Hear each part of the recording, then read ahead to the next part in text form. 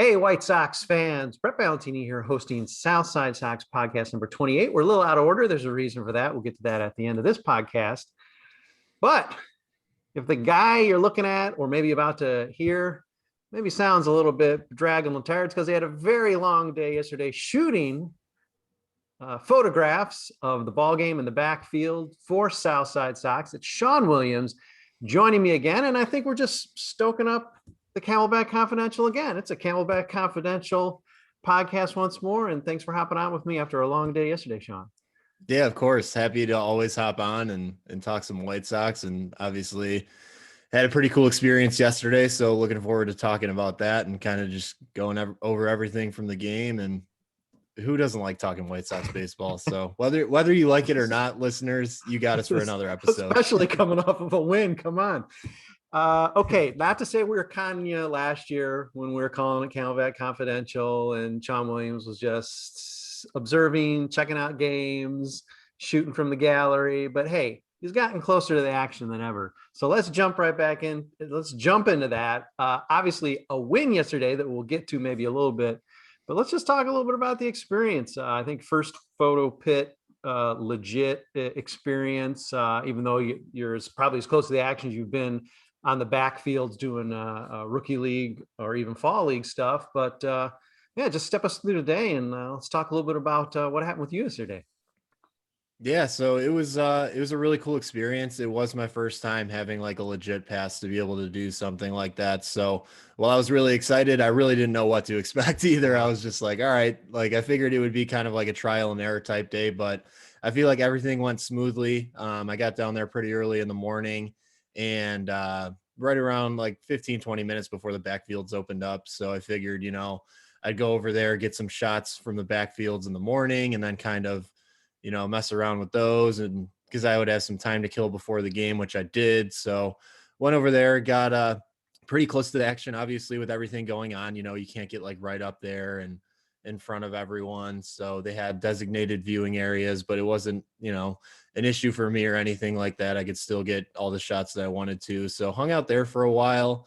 They didn't do a whole lot on the backfields yesterday, just kind of fielding drills, a little bit of batting practice. And it was primarily the minor leaguers that are in camp that weren't starting in the game. I know spring training is a little bit different this year. They have just this first regular spring training, and then they actually have the minor league spring training that starts in April. So this was just the guys that are a part of the regular spring training, but weren't playing or weren't starting today. So got to watch them for a little bit. They did outfield, infield drills. Like I said, a little bit of batting practice. So went over there, shot that. Then I had a little bit of time to kill. So just kind of sifted through the photos I had and kind of pushed those a little bit. And other than that, just waited around for the game. And then now, Sean, on the backfields, I've had this experience as a writer. You probably were very likely the only person there observing. Were you getting any looks from them like, who's he looking at? Who's he trying to get information on? Because like, we're not necessarily used to this. Yeah, so I was actually the only person out there. They did have like typical like Camelback security, just making sure no one's doing what they shouldn't be doing. But yeah, I was the only person there, and I felt like I kind of did get a little bit of looks like, hey, like this is kind of unfamiliar to us. We haven't had someone back here that just wants to take pictures of us working out, but I'm that person. I get a chance like that, I'm going to go shoot everything and anything that I can. So the question really is, Sean, who was vamping for you?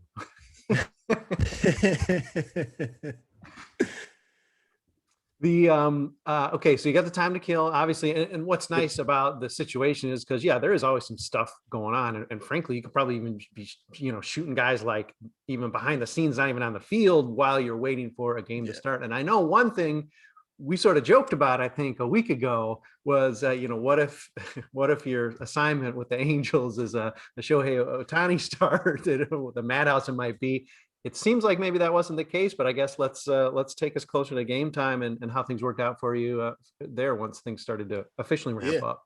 So after I got done with the backfields, I did head back over to just like the concourse area for Camelback Ranch. They had specific locations where they wanted us to shoot. So it turns out it was a Shohei Ohtani day for the Angels. I obviously knew that before I even got to the ballpark. So me being me, I was like, I'm going to go find a spot and I'm going to stand there and no one is going to get the spot that I want. So fortunately I was able to get that spot. And when I came back to the stadium, the regulars that were playing were actually doing a little workout on their own on the actual Camelback Ranch field. So I did get to watch a little bit of batting practice.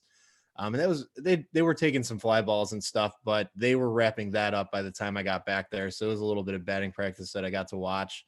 And it turns out that it wasn't as busy for Shohei as I thought. So I didn't really have any issues getting a spot or, kind of being where I want to be. But it was really cool. It was a great experience. And it was perfect for someone like me kind of getting down there that early and being able to see a couple different things and having some time to kill to where I was able to, go through the pictures I shot at that time and be like, okay, this works. Or maybe I could save this one or this one keeps a little bit of doctoring, but it was cool. It gave me a lot of time to just kind of be able to take it all in and be able to get work done during the game, before the game, all that stuff. Yeah. Not that anybody wants these circumstances, but given the situation surrounding baseball in these last couple of years, and this goes back to Clinton Cole getting his first photo pit, whatever you want to call it, experience at Sox Park itself, there for a few games. All our first-time writers getting sort of the press box experience for the first time. Of course, it's not the same. You're not getting in the locker room. You're not able to, even say have field access, which you would probably be able to get and so forth. But given the circumstances, and especially maybe, for a first time like yourself, it does help the fact that things are so controlled, things are calmer, things are quieter. You're not even hardly, you're dealing with even a smaller percentage of fans. So that probably plays into at least sort of getting your feet wet with it, saying, okay, you get this in your backpack a few times and it's like, okay, well, if and when situation becomes normal again, I'm right there. Yeah, absolutely. And that's a really good point that you brought up. And that was something that I was actually thinking about during the day. So the way they had the photo areas set up is there were some that were a little higher up on the concourse. And I sat there at first and I was like, okay, like I can make this work. And then there was a handful that were on like the lower bowl of the concourse.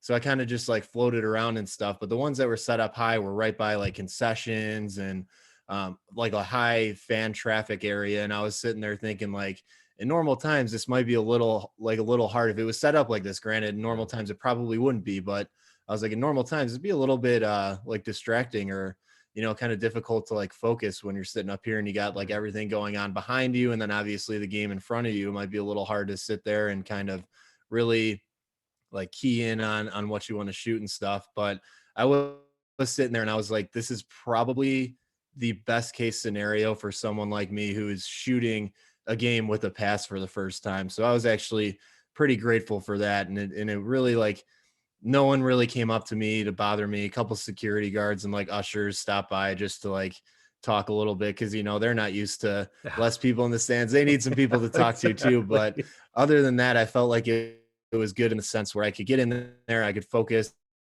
really had no distractions and was able to get some good pictures throughout the day. Us old schoolers might say, man, did you remember to pack all your extra film? But you remember to bring your extra juicy, thick memory card. Yep. Luckily for me, it just sticks right into the camera. So it really doesn't cause any problems. That's good. I guess we'll take a little break here. We'll come back and talk a little bit about yesterday's game, which was a win. It's worth extra attention because it's an actual win for the White Sox. And then maybe pull back the camera a little bit more and just talk general spring training. We'll be back to talk about that in just a second.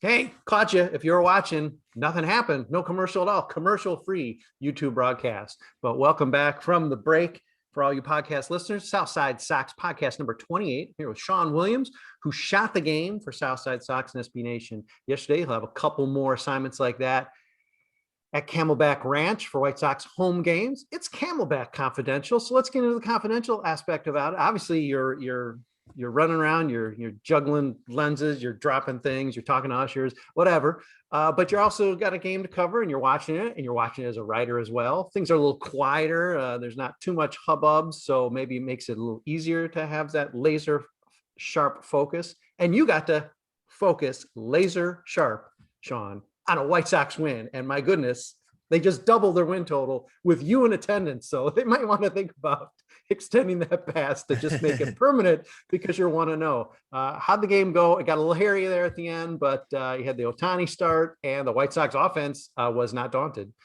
Yeah, it was an exciting game. It seemed kind of like it was close to an opening day lineup in terms of who was in there and kind of the order of everyone. Maybe, you move around a couple guys, and obviously Nick Madrigal wasn't in the lineup.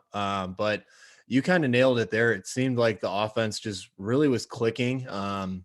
Everyone minus just a very, very small few kind of contributed to the win there. A couple guys had a few hits. There were some home runs, like Luis Robert took Shohei Ohtani deep, and he knew it right away, which was really cool. Leary Garcia, he's having a killer spring. He hit 3 hits yesterday. Yeah. One of them was a home run.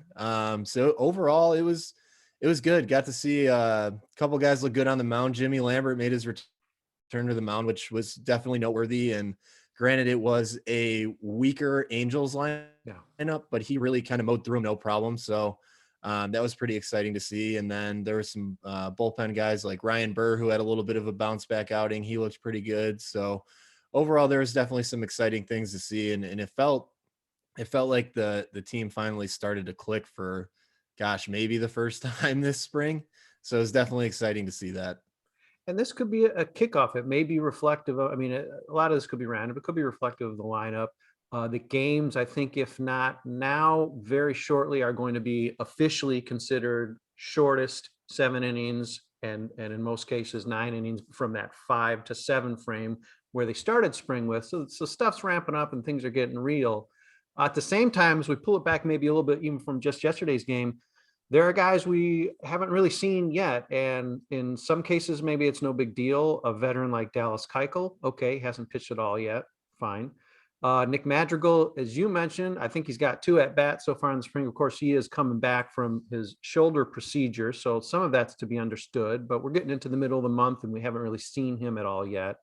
And Dylan Cease, who we know is sort of going through a fundamentals and maybe mechanics overhaul, but he's pretty much down as a 4 starter in Penn, and we haven't seen him in action yet. Thoughts on the guys, at least maybe those 3 guys or anybody else we haven't seen so far? In terms of those 3 guys, I know Nick Madrigal, I want to say it was last week, made his Cactus League debut or this week, whatever you want to call it. In regards to him, I feel like he's just the type of player who he really won't need like a ton of seasoning in order to be ready for the regular season, just because of his kind of like high contact profile he's obviously carried with him throughout the minor leagues and into the major leagues. So not really super worried about him. He'll just need a little bit of time and he'll probably be good to go. Dylan Cease, I don't know what's going on there. Obviously, he's not like injured or anything like that, but I do find it kind of interesting that he hasn't made one Cactus League appearance yet. I was kind of curious to see how he would look working with Ethan Katz and stuff like that, but I guess we'll have to wait a little bit longer for that. So not really sure what to expect with him, but looking forward to seeing him get out there on the mound. And I apologize, I forgot who the 3rd person you asked about was. Well, veteran Dallas Keuchel is just kicking back, grooming the beard so far in spring training. That's right. That's right.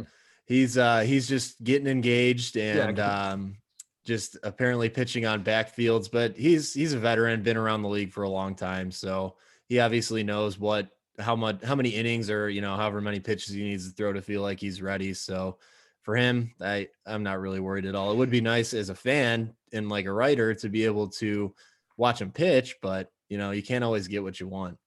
Yeah, I think most of these pitchers, even the younger guys, have an idea of what milestones they need to hit with each of these ramp up starts. I remember Keuchel in summer camp, right from the jump, without really even prompting. I think he was saying, like after his first outing, I want to get to 4 innings next time. I want to get to 5. I want to be able to go, whatever, 6 2/3 in my tune-up right before actual, opening day or whatever they called it last summer.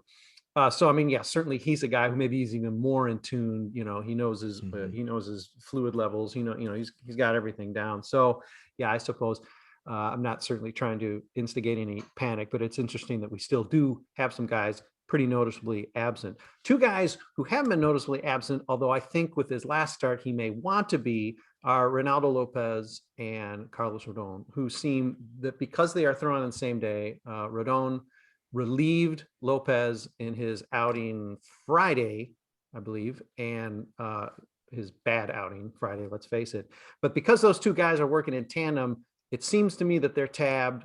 One's going to be the fifth starter. One's going to be long relief. Rodón came out of the bullpen. I wouldn't be surprised to see that flip maybe this next start. But does it seem like, am I looking too much into the tea leaves and trying to get into Tony La Russa's head, frightening though that may be, and assume that because Cease is sort of given, especially with all the hoopla around what he's already done with Ethan Katz, he's pretty secure for the fourth, barring any sort of injury from anybody, and that the fifth really is between those two guys. And we're seeing that now that they're even literally just pitching on the same day.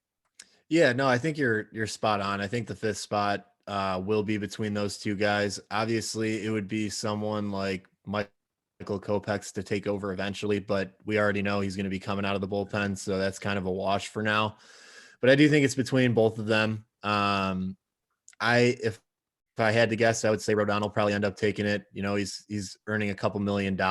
He's been a starter for, and Lopez has too, granted, been a starter for, you know, his whole career. They experimented a little bit with Rodón out of the bullpen last year. Granted, it was a very, very small sample size and he was put into some bad situations, but it really didn't work out too well in his favor. So I think they'll probably give Rodón the nod, if I had to guess here, and he'll be the fifth starter on opening day, and then they could kind of see what they have Reynaldo López out of the bullpen. He's never really gotten that opportunity with the White Sox, so I know as a starter he's kind of been all over the place, and maybe his stuff will play up in the bullpen, but that's to be determined. But I think when push comes to shove, it'll end up being Rodón that slides into that fifth spot there.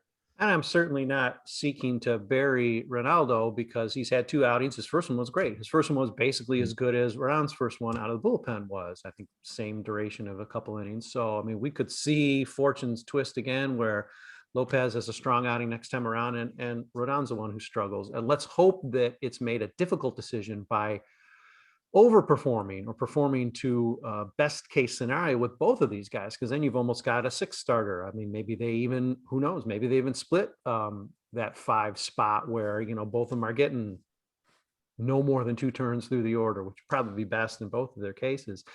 So certainly not necessarily looking to handicap it yet. You know, it was unfortunate. You know, you want to see Lopez have that first strong start, hear what he's doing with Katz, see that the curveball was back in his arsenal, and just say, okay, this guy's got it. You know, have somebody bump him out, have Kopech or Rodón or Lambert bump him out of that spot. Just, you know, let him earn it the way it did. It seemed like he was on his way to with that first start.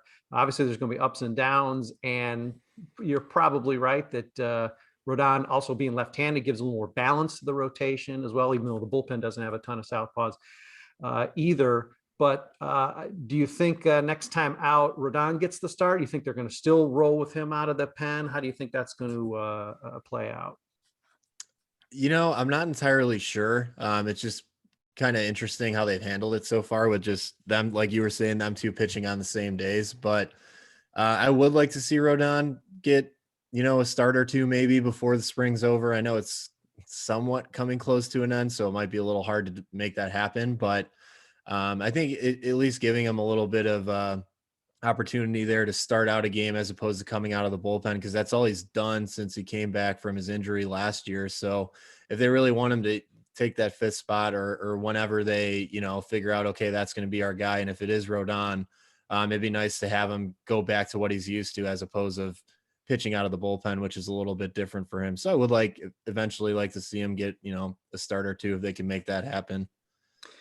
This circumstance is tough for the Sox because usually you can punt that fifth start, you know, between weather and scheduled days off for, I want to say, maybe even the first month, certainly the first couple of weeks of the season. But the Sox got 8 straight games to start the year. They do not get a break even, I think, until their home opener. The game after the day after that, I think, is a day off. So, I mean, that's 8 straight games. You can't avoid a fifth starter there. So it is going to have to be resolved, and somebody's going to have to do the job.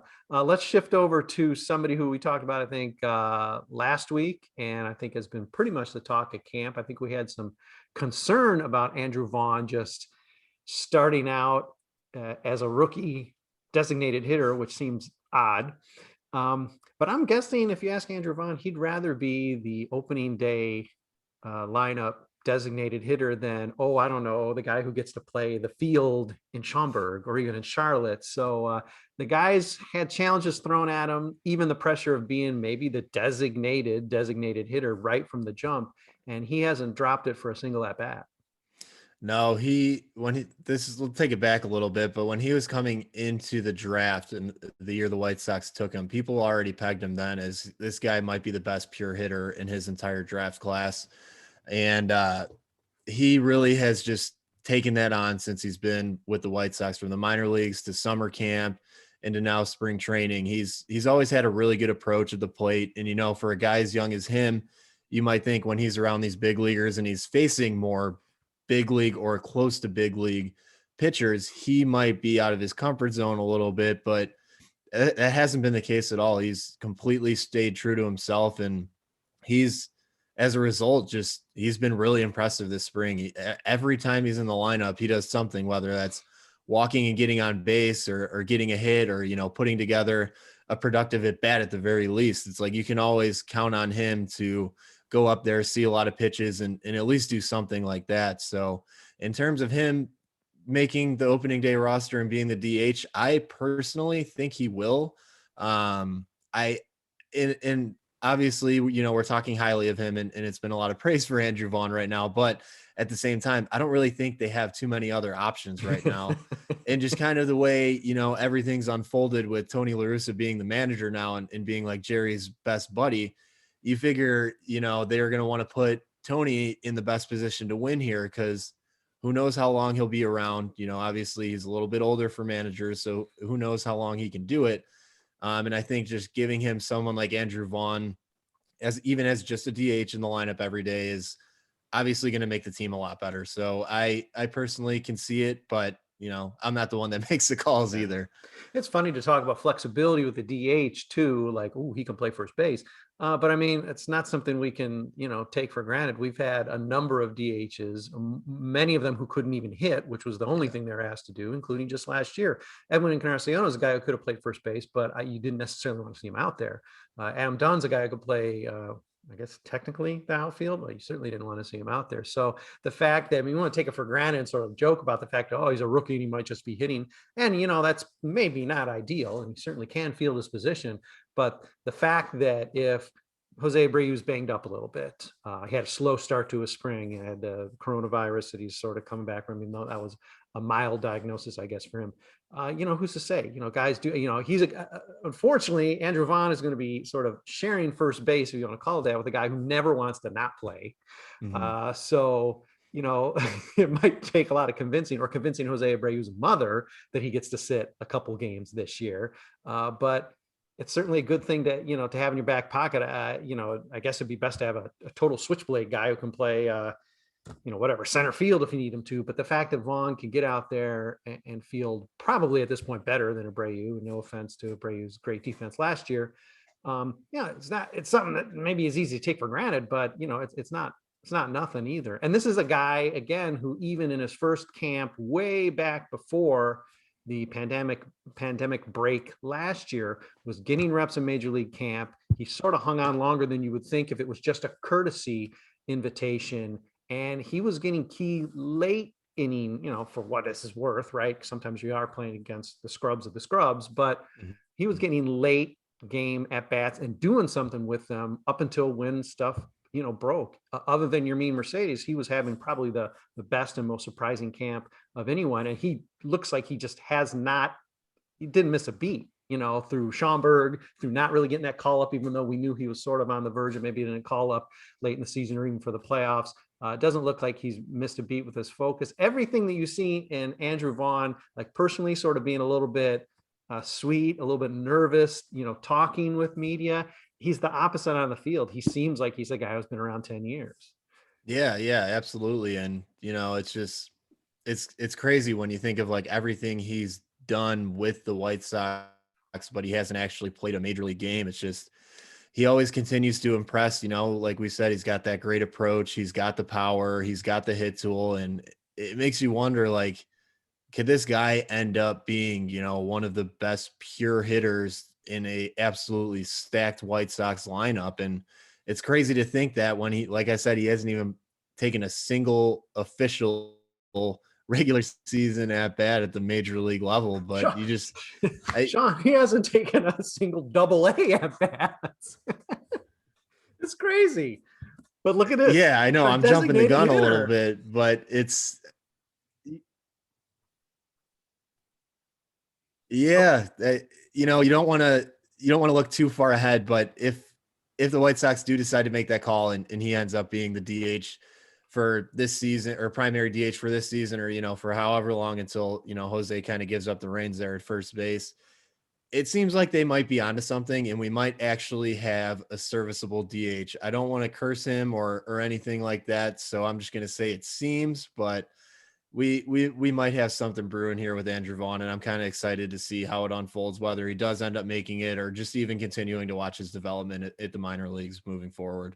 All right. We've been going up and down this whole time. We've been starting off talking about this great opportunity and the delicious shots you took yesterday at the ball game. Then we jumped into the fifth starter spot, which is definitely up for question. Then we're talking to Andrew Vaughn. So, all right, let's go to an area of concern as we wind things up. I would throw it out to the field and have you answer this, but I don't think there's really any other obvious spot of concern. But backing up Yasmani Grandal, which is taking on an additional wrinkle, given that he got his knee crunched a little bit or a little bulky, so he hasn't really been able to catch. So that's going to make the second catcher, or even potentially the third catcher, although it doesn't seem like they're going to roll with two backups, more important. The good news is all these guys seem to be hitting by and large. Are we comfortable with any of these selections from what we've seen through spring, or even, I guess, in the case of somebody like Jonathan Lucroy, past resume? How are you feeling about backup catcher? If we're talking what we've seen this spring, then we should be thrilled with what we could potentially have for backup catcher, because both of them are playing really well. I feel fine with whoever the backup ends up being. Nothing's changed since the last time we talked. I think it'll still be Jonathan Lucroy. But to be honest, like we kind of talked about it a little bit last time too. It's like Grandal's ideally going to be catching, 120 plus games. So when you have a catcher like that, you don't really need a backup too often. So he'll play sparingly. Having someone with a lot of experience like Jonathan Lucroy is going to be pretty valuable, and especially with a team like the White Sox who's young. So if it's him, I'm totally fine with it. If it's Zack Collins, I'm totally fine with it too, because we still got to see, what he can be. Granted, it would be the same situation he's been in the past where he doesn't get to play too much, and you hate to see him go through that again. But at the same time, like he's still a guy that's exciting, and you want to watch and kind of see if he can turn out to something. So whatever the choice is, I'm fine with it. It's not like the be all end all for the roster. We're fortunate to have Grandal, and I know we didn't talk about it when we covered the game too, but he did make his Cactus League debut yesterday as well. So it was good to see him back in the lineup too. And it seems very clear that Zack Collins is going to have a role on this team, if not sooner than later, because beyond the fact that he would be, if he ends up being the third guy, and even say he starts in Schaumburg, beyond the possibility for injury with the catcher or poor performance in the case of Lucroy, he's probably also the first call up if something happens at DH or first base. If Jose gets banged up or Vaughn, he's probably the first bat you want. I know a lot of people will be clamoring for Yami Mercedes, or I don't know, a free agent or a trade. But Zack is probably going to fill that role first as well. So again, if there's performance issues, if somehow Andrew Vaughn does end up running into some trouble, needs a little bit of fine tuning at Schaumburg, Collins is probably the guy they're going to turn to. It's not going to be it's not going to be Luis Gonzalez, to fill DH reps. So even as they may be sending him off, if they are, and let's face it, they sort of have him in hand. They don't have a Jonathan Lucroy to say, hey, you want to go to Schaumburg? That's probably not going to happen. So if it's a tie, it probably does go to the veteran. But even as they might be packing Zack up, they can say, listen, we're going to see you soon. You keep your bat hot, and you keep working on what you're doing defensively, which is he's adjusting on the fly with his new stance behind the plate. So he's clearly going to see action. So it's in theory going to be a long season. They do value his bat. He hits from the right side in terms of by that I mean the left side in terms of giving the lineup balance. So if he goes, I mean he can afford the hotel room in Schaumburg. Guys like Yermin and Sebi, they're probably actually going to have to rent in Schaumburg until they get to Charlotte, because they do seem to be falling deeper on the depth chart as a clear like 4 and 5 and in the way everything is arranged. So you're right though, based on spring, I guess, we're always going to have concern about our catcher spot because we haven't had good catching, like excepting last year, like maybe in forever. So it does make fans nervous, but it does seem like, given that this was sort of I don't call it a half-assed approach, but I mean, it's not James McCann going into this season as your backup, as your co-catcher. I guess it's best case scenario so far, halfway through spring training. So I guess we'll just knock on wood there and hope that, again, just like with the fifth starter, that if anything, it just picks up and intensifies. And Yermin says, "Hey, why are these guys on the Side Sox podcast talking like I'm lunch meat? I'm going to play my way, into this by proving maybe I can catch in late innings." I don't know. Stranger things could happen, I suppose. Yeah, I guess if your biggest position battle or your biggest topic going into spring training and throughout spring training is who's the backup catcher going to be, then I think your roster is in pretty decent shape. So I guess we could have a lot worse problems and a lot worse things to talk about here. So I'll happily debate who the backup catcher wants to be anytime. Sean, Rick Hahn should stop talking. He should just use all of our own sound bites against us. If people are questioning the success of the Real Blue Row, he can just cite this portion of the South Side Sox podcast to say, okay, right, they're debating that, like, literally the 26th man on the roster. That's evidence enough. When he starts to expound, that's when he gets himself in trouble. He just dealing with the fact that White Sox Twitter isn't worried about, like, do we have a lineup this year like we might have a couple of years ago. Now we're talking about, okay, we're finer pointing it. And that's what you got to do when you're expecting playoffs. Maybe you're expecting your eyes are set on your sights are set on a pennant. Things you're going to drill down to those. Back then, past 20, past 15, we didn't care because we didn't know who any of these guys were. Now it's like, okay, are we maximizing our platoon in right field? What if something happens to Yasmani Grandal? What are we going to do? Fifth starter, there's times the fifth starter. I think, were you throwing fifth starts for the Sox a few years ago? I thought there was a guy, Sean Williams. Maybe in my dream or something. I don't know. I felt real though. Like I woke up and my arm was sore too. It was really weird. I think it might have actually happened, and maybe it just, you blacked it out. Well, we are going to be talking on a weekly basis, and in fact, not coincidentally, coming off of games you're covering, probably Sundays or Mondays. We'll catch up a little confidential stuff. Of course, probably all these podcasts, anybody I'm talking to, we're talking spring training because that's what's going on. But you're closest. You're keeping real close tabs on things. We're going to be seeing how close to tabs with some of your photos real soon. And so I'm glad that first experience got under the belt. Wasn't like rained out somehow or it was really cold. It was cold. Yeah, the PA announcer said it is 56 degrees here at Camelback Ranch at first pitch. In Chicago right now, it's 57 degrees. I was a little underdressed, so I was a little cold, but I figured it would be okay. But looking back on it, I kind of wish I wore a little more layers. And even still, as storms sweep across the Midwest, I can hear the sound of about 3 million White Sox fans' tiny violins playing for you there, Sean. But it is funny that it was actually warmer, or as warm in Chicago than for your game yesterday. Hopefully it'll be warmer next outing, and you won't overdress. So yeah, I was just complaining about how I wish I wore more layers, but we're heading into like mid-March, end of March now, and that's kind of when weather starts taking the turn. So I think I'm going back next Saturday. So next Saturday, I'll probably lose about 30 pounds just standing there watching the game. And that's just in your tank top. My God, it's going to be brutal.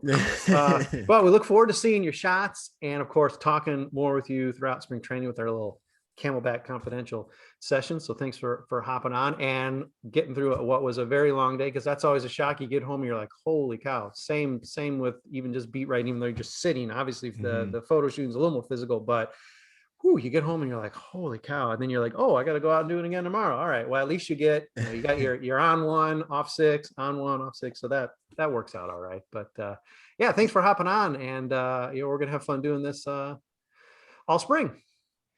Yeah, of course. Always a pleasure. And yeah, it was a lot of fun. Looking forward to doing it again, and looking forward to recording another one with you shortly. Thanks everyone for tuning in, as always, for reading, and we're going to be just intensifying our coverage. We're counting down our final prospects in the top 100. We got a real special treat for you, which is why this podcast is a little out of order. Tomorrow morning, a little insight from the White Sox organization itself. So that's a fun little treat I'll tease here. And we'll be back with Sean in another week. So keep on listening, keep on reading. And for those of you who are actually tuning in on YouTube, hello. We can probably thank you all individually, but thanks for watching as well. And we'll be back with more podcasts with you as soon as tomorrow.